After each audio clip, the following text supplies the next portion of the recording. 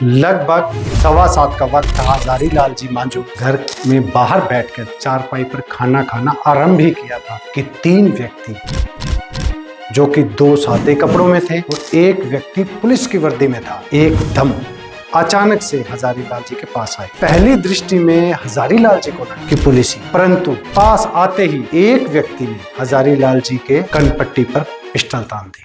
नमस्कार दोस्तों, मैं हूं संदीप बिश्नोई और आप देख रहे हैं मेरा शो जानोगे तभी तो मानोगे। दोस्तों, आज मैं आपको वन्य जीव प्रेमी हजारी लाल जी मांझू की जीवनी के ऊपर बात कर रहा हूं। हजारी लाल जी का जन्म सन 1922 में हुआ और वो हमेशा से मिलनसार व्यक्ति थे। इसी काबिलियत के चलते पंजाब के गांव तरमाला में 1955 में पहली बार वो गांव के सरपंच बने और फिर लगातार 2 प्लान तक सरपंच रहे। इसी बीच हजारी लाल जी ने गांव तरमाला को छोड़कर मेहराना गांव में आ गए और गांव की ही जमीन पर अपनी ढानी बनाकर रहने लगे। उनकी जमीन मेहराना की रेतीली जमीन में से एक थी और उसी जमीन पर रेत के टिब्बे भी थे। आजकल उन्हीं टिब्बों को मेर के नाम से भी जानते। राजस्थान की तरह दिखने वाली जमीन होने के कारण वहां पर वन्य जीव जैसे कि चिकारा हिरण, नीलगाय एवं दूसरे वन्य जीव ज्यादा थे। हजारी लाल जी वन्य जीव प्रेमी तो थे ही, वे सदैव उनकी रक्षा के लिए तत्पर भी रहते थे। जब महात्मा गांधी जी की हत्या हुई थी, तब की मौजूदा सरकार ने जनसंघ के लोगों को जेल में डाला था। तब हजारी लाल जी का भी कुछ समय दिल्ली की तिहाड़ जेल में बीता था। जेल में उनकी मुलाकात वीर सावरकर जैसे स्वतंत्रता सेनानियों से भी हुई और इमरजेंसी के दौरान देश में जब नेता इधर उधर दौड़ रहे थे तो अटल बिहारी जी वाजपेयी अबोर आए थे और उनकी मुलाकात हजारी लाल जी से हुई। हजारी लाल उस वक्त किसान संघ के उप प्रधान भी थे। वैसे तो छुटपुट की घटनाओं में हजारी लाल जी वन्य जीवों के लिए शिकारियों से लोहा लेते रहते थे। एक बार की बात है कि हजारी लाल जी गांव से घर की ओर आ रहे थे तो उन्होंने देखा कि मेहराना धोरा के पास कुछ गाय घायल और कुछ गायें मरी पड़ी हैं। तब उन्होंने गौर से देखा तो पता चला कि उन्हें ट्रक में जबरदस्ती वहां पर उतारा गया है और कहीं और से भरकर वहां पर लाई गई थी। जीव प्रेमी होने के कारण उनके मन में इस घटना का गहरा प्रभाव पड़ा। उस वक्त तो वो घर आ गए, परंतु रात को वो चैन से सो नहीं पाए। उन ट्रक वालों की खोज में निकल पाए। 3-4 दिन तक गरीब किसान का वेश धारण किए उनकी खोज करते रहे। अंत उन्होंने मड़ोड़ के आगे बठिंडा रोड पर एक गांव में ट्रक वालों का पता लगा लिया और घर वापस आ गए। दूसरे दिन गांव के कुछ व्यक्तियों को ले जाकर उनसे बात की तो वहां पर सरदारों ने अपनी गलती मानते हुए गौशाला में हर्जाना भी भरा और सार्वजनिक रूप से माफी भी मांगी। दोस्तों, बात लगभग 1988 या 1999 की है। कुछ शिकारी लोग हिरणों का शिकार करने के लिए मेहराना की रोही यानी कि मेहराना की जो बाउंड्री है वहां पे आए। उन्होंने हिरण पर गोलियां चलाई जिससे एक हिरण घायल हो गया। गोलियों की आवाज सुनकर हजारी लाल जी ने शिकारियों से मुठभेड़ करने के लिए अपने घर से दौड़ पड़े। काफी जिद्दोजहद के बाद उन्होंने शिकारियों को पकड़ लिया। लोगों की बढ़ती भीड़ को देखते हुए पुलिस को बुलाया गया और उन्हें पुलिस को सौंप दिया गया। इसी बीच घायल हिरण को बचाने का हर संभव प्रयास करते रहे, कोशिश करते रहे, परंतु हिरण नहीं बच सका। उन्होंने शिकारियों पर केस कर दिया और मुख्य गवाह के रूप में अपना और अपने बेटे विष्णु जी का नाम दर्ज करवाया। शिकारी पंजाब के ही सरदार थे, जिनमें से एक लड़का चंडीगढ़ में सरकारी वकील भी भर्ती हो चुका था, परंतु केस के चलते उसे अपनी नौकरी गंवानी पड़ी। दोस्तों, उस समय पंजाब में आतंकवाद अपनी चरम सीमा पर था। कहते हैं कि शिकारियों और हजारी लाल जी के बीच समझौते को करवाने के लिए पंजाबी इंडस्ट्री के जाने माने मशहूर एक्टर गुग्गू गिल के पिताजी सुरजीत सिंह गिल ने भी हजारी लाल जी के पास आके समझौते की बात की, परंतु हजारी लाल जी ने साफ मना कर दिया। हजारी लाल जी को तमाम तरह के प्रलोभन दिए गए। उनके बाद अनेकों बार समझौते के प्रयास किए गए, परंतु हजारी लाल जी जीव दया पालने के सिद्धांत पर अड़े रहे। एक बार वो फिरोजपुर गए हुए थे तो सरदारों के बीच और उनके बीच बहस हो गई और एक दूसरे से वाद विवाद बढ़ते हुए सरदारों ने कहा कि हम आपके खानदान का सर्वनाश कर देंगे। परंतु हजारी लाल जी ने कहा, कितने मारोगे? एक मारोगे 1000 खड़े हो जाएंगे। इसी बीच हजारी लाल जी को एक सरकारी राइफल भी दे दी गई थी सरकार के द्वारा और उनके पास अपनी 12 बोर की एक दुनाली भी थी।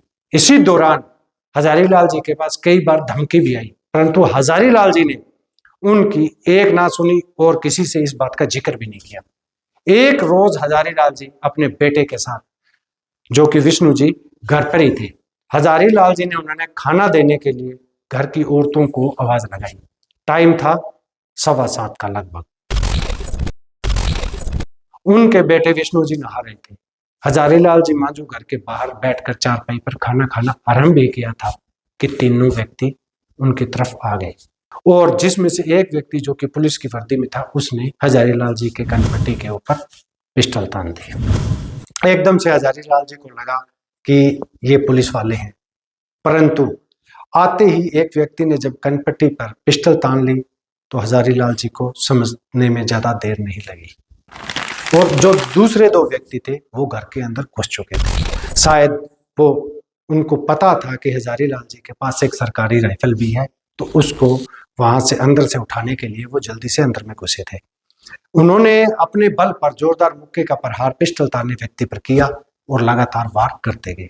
उन्होंने उसे जमीन पर गिरा दिया और उसी से पिस्टल छीनने का प्रयास करने लगे। इसी बीच पिस्टलधारी व्यक्ति ने अपने साथियों को बचाने के लिए जोर से आवाज लगाई और चिल्लाने लगा। दोनों साथी, जो कि घर के अंदर घुस चुके थे और जो कि बिस्तरों को उथल पुथल में लगे ही थे, कि उन्होंने अपने साथी को बचाने के लिए आवाज लगाते हुए सुना। दोनों दौड़कर बाहर आए। उन्होंने देखा कि उनके साथी जमीन पर गिरा पड़ा है और हजारी लाल जी उसे पिस्टल छीनने का लगातार प्रयास किए जा रहे हैं।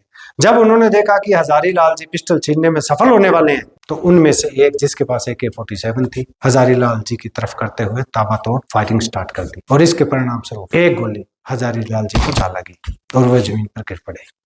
गोलियों की आवाज सुनते ही उनके बेटे विष्णु जी, जो कि अपने शरीर पर साबुन मल चुके थे, उन्होंने सुना और वो जल्दी से उसी अवस्था में खड़े होकर भागकर घर से राइफल उठा लाई और हजारी लाल जी की तरफ बढ़े। वहां उन्होंने देखा कि तीनों अंधाधुंध गोलियां चला रहे हैं, तो उन्होंने दीवार का सहारा लेते हुए मुकाबला शुरू कर दिया। अचानक से खुद पर गोलियां चलते हुए थे, तीनों भाग खड़े हुए क्योंकि उन्हें इस तरह की कोई आशंका नहीं थी, परंतु गोलियों के बीच वो ज्यादा दूर तक भाग ना सके और खेत में ही खाल में छुपने का प्रयास किया और विष्णु जी पर गोलियां चलाने लगे। विष्णु जी, जो कि अपना स्थान बदलकर सीधे उनसे मुकाबला करने लगे थे। दोस्तों, हैरानी की बात मैं आपको बताऊं, लगभग 20 मिनट तक लगातार मुकाबला चल रहा था। एक दूसरी तरफ गोलियां बरसाई जा रही थी। इसी दौरान दूसरी तरफ से एक जीप आती हुई दिखाई दी। विष्णु जी ने सोचा कि जीप में उनके साथी आए होंगे। वे अकेले थे। उन्होंने वहां से स्थान बदलकर जीप वाली साइड में चले गए, लेकिन वहां जाकर देखा तो वो जीप अपने ही किसी पड़ोसी की थी। वो भागकर वापस उसी स्थान पर आए, लेकिन तब तक आतंकवादी इस मौके का फायदा उठाकर थोड़ी दूर जा चुके थे। उन्होंने उनका पीछा किया, परंतु उसी वक्त आंधी भी जोर पकड़ चुकी थी और रेतीली आंधी में दूर तक देख पाना संभव नहीं था। तब उन्होंने अपने पिताजी की चिंता करते हुए वे भागकर उनके पास आए, परंतु तब तक देर हो चुकी थी और हजारी लाल जी जीवों के प्रति अपने प्रेम को अमर कर चुके थे।